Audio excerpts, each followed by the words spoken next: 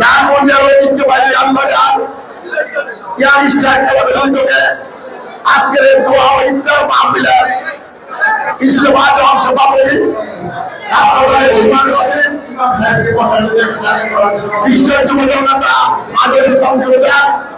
আজকের অনুষ্ঠানের প্রধান অতিথি আমাদের সকলের পরিচিত মুখ, যিনি ইতিমধ্যে নারায়ণগঞ্জ কর্পোরেশনের প্রশাসকের দায়িত্ব পালন করছেন এবং নারায়ণগঞ্জ মহানগর বিএনপি সংগ্রামী আহ্বায়ক যারা বিদ্যার্থীরা একজন শাখা প্রধান মঞ্চমুখে নারায়ণগঞ্জ জেলা বিএনপির সংগ্রামী যুক্ত ছাত্র দলের সভাপতি মাসিকুল ইসলাম রাজীব মঞ্চমুখে ছাত্র দলের সভাপতি নারায়ণগঞ্জ মহানগর বিএনপি প্রথম পর্যায়ে মঞ্চমুখে ছাত্র দলের সভাপতি নারায়ণগঞ্জ মহানগর বিএনপি আপনাদের আশা উপস্থিত নারায়ণগঞ্জ সদর থানা বিএনপি সভাপতি মাসুদ রানা মহানগর মহিলা পরিষদের মাসুদ ময়না এবং মহানগর ইয়ার মার্শাল অ্যাসোসিয়েশনের সভাপতি সভাপতি মহানগর শ্রমিক দলের সদস্য সচিব ফারুক হোসেন ওলামা দলের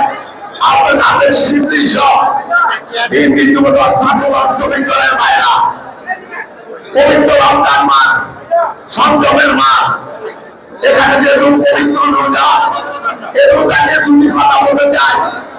রোজা তিন প্রকার, প্রাথমিক শ্রেণীর রোজা, মধ্যম শ্রেণীর রোজা, উত্তম শ্রেণীর রোজা। প্রথম শ্রেণীর রোজা হলো আনার পাপাচার থেকে যারা বিরত থাকে তাদের রোজা প্রাথমিক রোজা, আর আনার পাপাচার কামাচার থেকে যারা বিরত থাকেন সেটা প্রথম শ্রেণীর রোজা।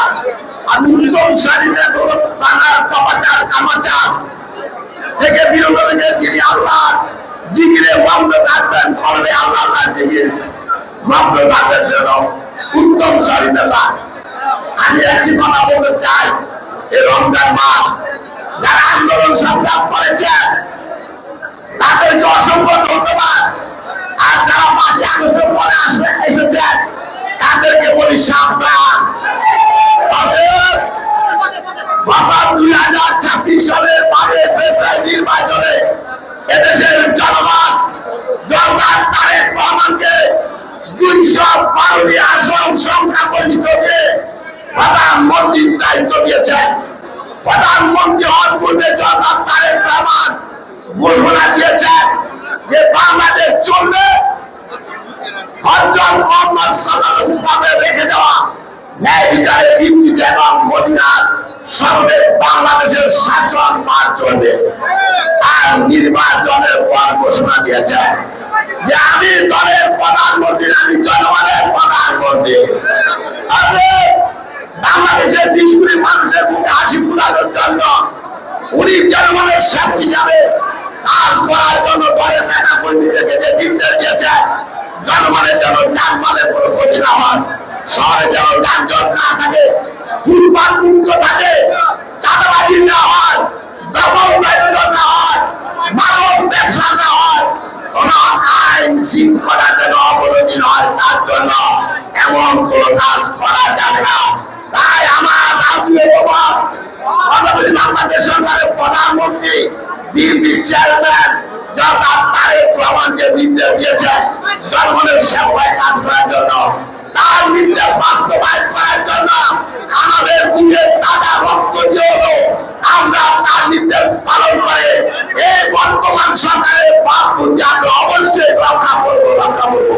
অবশেষে এই পবিত্র মায়ের রমজানে যারা ইসলামী ইফতার করাবেন ইফতার মাহফিলে এসেছেন তাদেরকে জনতা তারেক রহমানের পক্ষ থেকে নারায়ণগঞ্জ মহানগর বিএনপির পক্ষ থেকে অসংখ্য ধন্যবাদ কৃতজ্ঞতা জানিয়ে সকলে উত্তর শিবির দেওয়া দীর্ঘায়ু কামনা করে সুস্বাস্থ্য কামনা করে আমি আমার বক্তব্য শেষ করছি।